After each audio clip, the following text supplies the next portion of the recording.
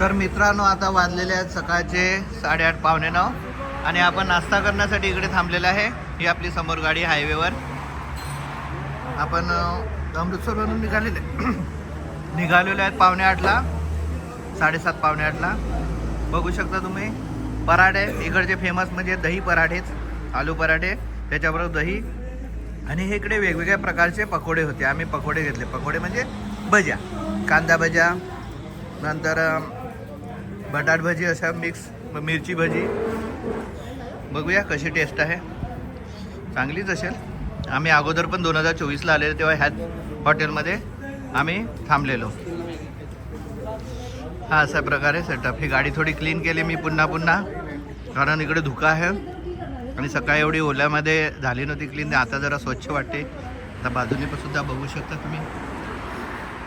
जसं आपण आपली तयारी करतो तसं मला गाडी क्लीन करायला खूप आवडते. हा धाब्याचं नाव आहे पुरी धाबा. पुरी धाबा म्हणून आहे. हे अशा प्रकारे इकडे त्यांचं किचन आहे, ओपन किचन. तुम्ही बघू शकता कशा प्रकारे.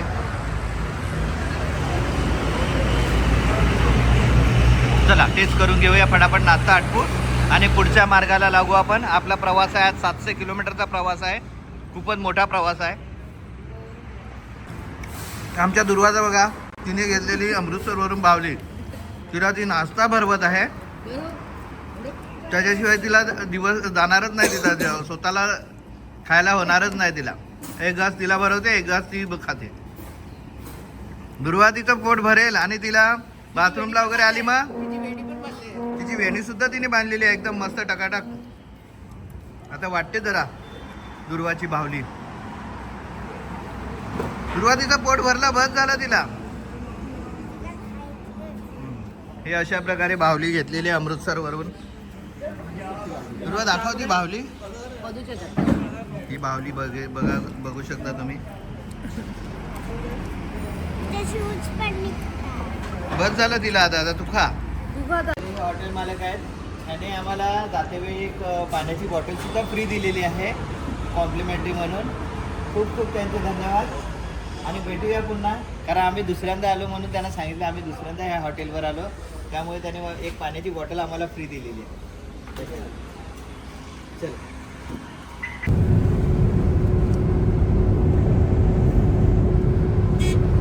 मित्रांनो, आता आपण हायवेवर आहे. तो हायवे आहे trans express highway, Haryana bypass direct. म्हणजे जयपूर पासून डायरेक्ट हरियाणा स्टेट आहे तो पूर्ण बायपास जातो. एवढा जबरदस्त हायवे आहे हा. ह्याला स्पीड लिमिट आहे 120चा. आपण जवळजवळ अगोदर पण एक दिल्ली कटरा एक्सप्रेस हायवे, हा एक्सप्रेस वेवर सुद्धा चढलेलो थोड्या वेळापूर्वी. आता ट्रान्स एक्सप्रेस वे म्हणजे हरियाणा बायपास. बघू आता खाटूश्याम पोचायला आपल्याला किती वेळ लागतो ते. खाटूश्याम इथून आहे आपल्याला किती आहे रे? 250 किलोमीटर आहे. त्याच्यातला ट्रान्स हायवे हा 150 किलोमीटर आहे. आणि नंतर रस्ता माहीत नाही कसा असेल तो, सिंगल आहे का डबल आहे ते, पण बघूया. आता थोडा आदित्य गाडी चालवतोय आणि मी मागे बसलेला आहे. प्रत्येक कॅमेरामॅन झालेला आहे. आणि आमची दुर्वा बघू शकता कशा प्रकारे मागे सेटअप केलेला आहे तिने. तिच्या बाहुलीला घेऊनच ती खेळत आहे मागे. तिचा जो बेड आहे त्याच्यावर झोपते, उठते, बसते. पण सध्या कालपासून तिला जे डॉल घेतलेली आहे अमृतसरला त्याच्याबरोबर ती खेळत आहे बस. तिचे केस करणे, विंचरणे, तिचं मेकअप करणे त्या डॉलचं, ह्याच्यामध्ये तिचा रोजचा प्रोग्राम जातो. आणि आपण बघू शकता की आपला जवळजवळ 10 दिवसाचा आज बोरी बिस्तरा सर्व आपलं घर सारखं ही गाडीच झालेली आहे. त्या गाडीमध्ये सर्व आपला संसार झालेला आहे 10 दिवसाचा. त्याच्यामध्येच आपलं सगळं सेटअप बॅग्स वगैरे लागलेले आहेत. बघूया किती वाजेपर्यंत आपण खाटूश्यामला पोहोचतात ते.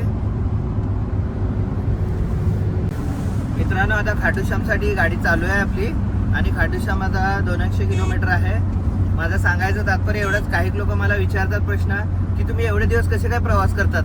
आम्ही 2 दिवस 3 दिवस गेल्या का पुन्हा आम्हाला काही बघण्यासाठी सुद्धा कंटाळा येतो. याचं तात्पर्य असं, आम्हाला 15 दिवस नाही, आम्हाला महिनाभर सांगितलं ना तरी आम्हाला कंटाळा नाही. तशा प्रकारे आमचं नियोजन आहे.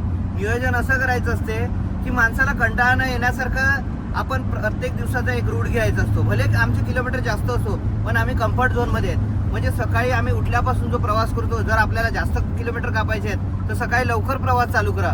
काही लोक काय करतात 9-10 वाजता आरामशीर 10 किंवा 11 वाजता प्रवासाला सुरुवात करतात कुठे जायचं असेल त्यावेळेला, तर तो चुकीचा ठरतो. त्यामुळे अर्धा माणूस कंटाळलेला असतो. आमचं असं आहे की आम्ही सकाळी 7 वाजता, आज सकाळी 7 वाजता जवळजवळ प्रवासाला आपल्याला सुरुवात झालेली आहे. कारण आजचं अंतर आहे ते आपलं 750 किलोमीटर आहे.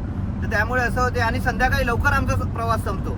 की रात्र काही लोक काय करतात, रात्री 10 वाजले, आम्हाला 11 वाजले, 12 वाजले, 1 वाजला, त्यावेळेला आम्ही पोहोचलं, तर त्याला काय अर्थ नाही राहत. तो दुसऱ्या दिवशी माणूस असा कंटाळून जातो ना की बस बाबा पुरे झाला आता प्रवास, आता पुढे आपल्याला नाही झेपणार, आता दुसरं ठिकाण नाही बघता येणार.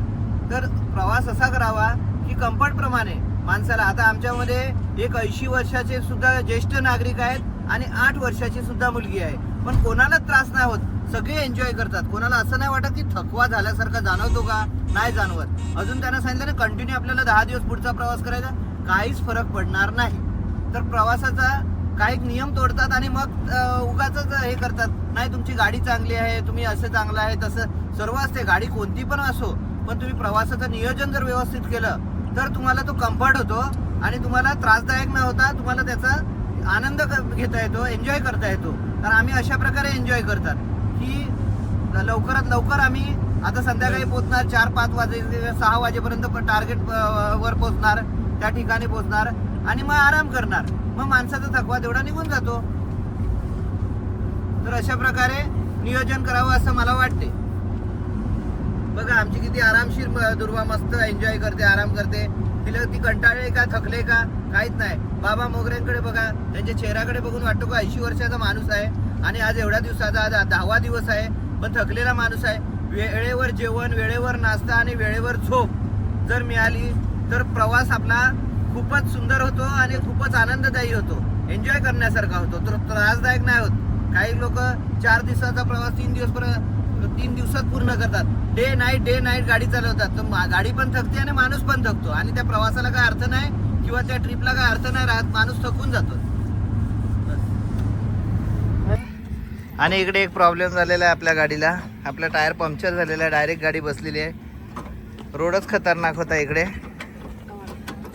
आता पंक्चर काढायचं म्हणजे फार क्रिटिकल काम आहे इकडे. बघूया आता, मलाच काहीतरी करावं लागेल. इकडे रस्त्यामध्ये आपण ब्रिस्टोनच्या डायरेक्ट टायर शॉपला झालेलो. म्हणजे टायर फाटला असं आम्हाला वाटलेलं, परंतु पंक्चर होता, पण त्यांच्याकडे लेबर नव्हते, त्यामुळे आम्हालाच टायरचं पंक्चर किट त्यांनी दिलं हातात आणि आम्ही स्वतःच ते पंक्चर काढलेली आहे गाडीची आणि टायरसुद्धा चेंज केला आहे. यांच्याकडे हायड्रोलिक जॅक असल्यामुळे आता आपलं टायरचं काम पूर्ण झालेलं आहे आणि आपण आता निघतोय.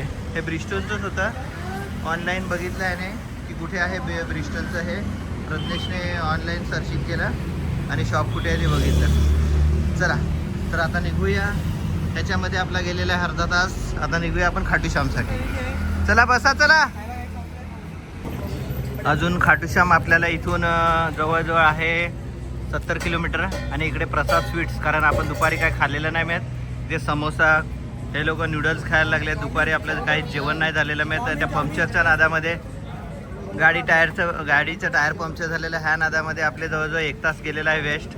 आणि सर्वांना भूक लागलेली आहे. संध्याकाळचे वाजलेले आहेत 6, पावणे 6. बघूया आता, इथलं जरा टेस्ट करूया. खूपच इकडे चाटचं वगैरे, स्वीटचं वगैरे दुकान होतं. थोडंसं पोटपूजा करू. इकडे आपली इनोवा उभी आहे, लांबवर ठेवलेली आहे. वॉशरूम वगैरे सुद्धा इकडे आहे, काय टेन्शन नाही. सर्वांनी आपल्याला नाश्ता घेतलेला आहे. मी सुद्धा समोसा घेतलेला आहे. आता टेस्ट करून बघतो कसं आहे ते. दुर्वा, कसा आहे मॅगी? हां. तर मित्रांनो, आता आपण खाटूश्यामला पोहोचलेले आहेत. तुम्ही बघू शकता कमान समोरच आहे आणि कशा प्रकारे इकडे गर्दी आहे. खूपच गर्दी आहे इकडे. लोकांची श्रद्धा एवढी जबरदस्त आहे की लोक पायी वगैरे चालत आहे. जसे शिर्डीला वगैरे येतात तसेच बघू शकता तुम्ही चालत वगैरे येतात. हे झूम करून दाखव ना. ही खाटूश्यामची कमान आहे ना. आपण हॉटेल ऑलरेडी घेतलेलंच आहे. आता हॉटेलवरच जाऊ आपण. तर शेवटी मित्रांनो, रात्रीचे वाजलेले आहेत 8 आणि आपण ह्या आपल्या हॉटेलला आलेलो आहोत. हे आपलं हॉटेल आहे. हॉटेलच्या समोर ही गाडी पार्किंग आहे. ध्रुव, आवडलं का हॉटेल? हा, इकडे गाडी धुवायला पाणी आहे, म्हणजे दुर्वाला वाटते की बाबांचं टेन्शन गेलं गाडी धुण्यासाठी. समोरच पाणी वगैरे आहे, ही गाडी लागलेली आहे. बघूया आता रूम कशा मिळतात त्या. ह्या स्टेप्स आहेत, काढा सामान सगळं काढायचं चालू आहे. इकडे खाटू श्यामजीचा मोठा फोटो आहे. हा रिसेप्शन आहे, हे आहे यांचं रिसेप्शन. आणि हा खाटू श्यामचा पोस्टर आहे, फोटो आहे. उद्या आपल्याला, आजच आपल्याला दर्शन घ्यायचं आहे. चला नंतर बघूया रूम कशा आहेत त्या. मित्रांनो, ह्या अशा प्रकारे रूम मिळालेल्या आहेत खाटू श्यामला. त्यासुद्धा खूप कमी चिप. हे इकडे कपाट आहे, हे मेन एंट्री आहे. बेड आहे. वॉशरूम बघूया, वॉशरूम कशा प्रकारे. गिझर लागलेला आहे. हे वॉशरूम आहे. खरंच एकदम सुसज्ज रूम आहे, वॉश आहे. अशा 3 रूम घेतलेले आहेत. ही एक आमची रूम, ही मोगरे फॅमिलींची रूम दाखवतो. हा पॅसेज आहे, ही मोगरे फॅमिलीची रूम. ह्याच्यामध्ये सुद्धा वॉशरूम वगैरे सर्व आहे. आणि एक आहे पदू आणि आदूची रूम. हा पॅसेज आहे. ही इकडे लिफ्ट आहे. आणि ही एक इकडे रूम आहे, त्यांना बाल्कनी सुद्धा आहे. आणि हे टॉयलेट, बाथरूम, वॉशरूम. खूपच सुंदर रूम आहे, 1 नंबर रूम. त्या लोकांनी ऑनलाईन केलेले आहेत. फक्त 1000 रुपये पर हेड, पर रूम 1000 रुपये, म्हणजे 3000 रुपयाचे 3 रूम. ओके. पुन्हा या रूमला बाल्कनी सुद्धा आहे. 2 रूमला, दुसऱ्या रूमला, दोन्ही रूमला बाल्कनी आहे. म्हणजे ह्या रूम मधून त्या रूम मध्ये जाऊ शकता. ही आपल्याच रूम आहेत दोन्ही, तुम्ही बघू शकता. ही खाली आपली गाडी पार्किंगला आहे. आणि समोर मला वाटते मंदिर आहे तिथे. बघूया आता लवकरात लवकर दर्शनाला जाऊ. हे लोक सांगतात खूप गर्दी असेल. AC सुद्धा लावलेली आहे रूममध्ये, पण ACची काही गरज नाही आहे आपल्याला. AC आहे पण इथे थंडीच आहे, त्यामुळे ACची काहीच गरज नाही आहे. अशा प्रकारे आपले रूम, AC, TV सर्वच आहे. हे इकडे बघा. तर मित्रांनो, आपण रांगेमध्ये आता लागलेले आहोत. तुम्ही बघू शकता अशा प्रकारचे लाईन्स आहेत इकडे खाटू श्याम मंदिराच्या दर्शनासाठी. बघू शकता. हे बघा आपले मेंबर सर्व आपल्या मागे. तर हाय कर पदू.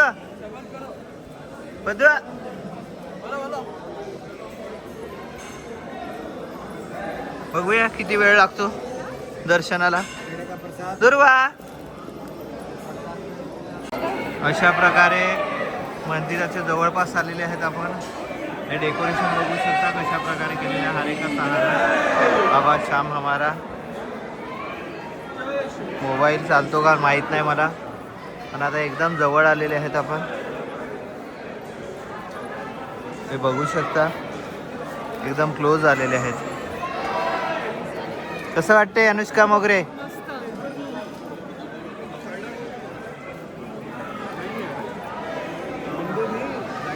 आलेले आहेत एकदम जवळ. पहिली लाईन नाही माहीत, काय समजत नव्हतं उजव्या बाजूला आहे का डाव्या बाजूला आहे, पण आमच्याच बाजूला डाव्या बाजूलाच निघालेलं आहे. मित्रांनो, इकडे बघू शकता तुम्ही खाटू श्याम दर्शनासाठी जाताना किती दुकानं थाटलेली आहेत वेगवेगळ्या प्रकारची. म्हणजे खाटू श्यामचे फोटो वगैरे, मिठाई, खूप म्हणजे खूपच दुकानं आहेत इकडे.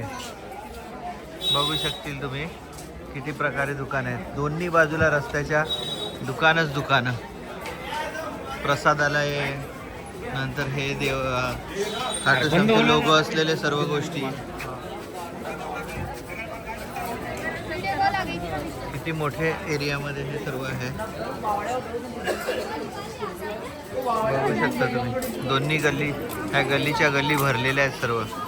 तरी आज ते लोक सांगतात खूप कमी गर्दी आहे, कारण आज शुक्रवार, शनिवार, रविवार वगैरे असल्यावरच जास्त गर्दी असते. तर मित्रांनो, आपलं हे खाटू श्यामचं जे हॉटेल आहे ते खूपच सुंदर आहे, खूपच पॉश आहे. महत्त्वाचं म्हणजे मोठी पार्किंग, गाडी धुण्यासाठी सुद्धा मस्त सोय वगैरे व्यवस्थित आहे. त्यामुळे माझं दिल खुश झालेलं आहे. मला गाडी महत्त्वाची आहे. बघा गाडी कशी आज मी क्लीन केलेली आहे. आणि इकडे लिफ्टसुद्धा आहे. आणि इकडचे रूम आणि पॅसेज तुम्ही बघू शकता, खूपच सुंदर आहे. हे ते इकडचे मॅनेजर आहेत. आणि लिफ्टची सोय आहे, वायफाय आहे, सर्वच एकदम सुसज्ज आणि पॉश आहे. बघण्यासारखं आहे. आणि महत्त्वाचं म्हणजे रेटसुद्धा रिझनेबल आहे. एवढा रिझनेबल रेट म्हणजे आपल्याला मिळूच शकत नाही. लोकांना असं वाटते, पण खरोखरच एवढ्या पॉश रूम पण 1000 रुपयाला एक रूम म्हणजे नथिंग आहे. ती पण AC रूम विथ गिझर वगैरे सर्व फिटिंग वगैरे. तर तुम्ही बघू शकता अशा प्रकारे ह्याचं रिसेप्शन आहे. आणि केव्हाही तुम्ही आले तर खाटूश्यामला नक्की या रूममध्ये, या हॉटेलला या तुम्ही. या हॉटेलचं लोकेशन तुम्हाला दिसेलच ऑनलाईनवर.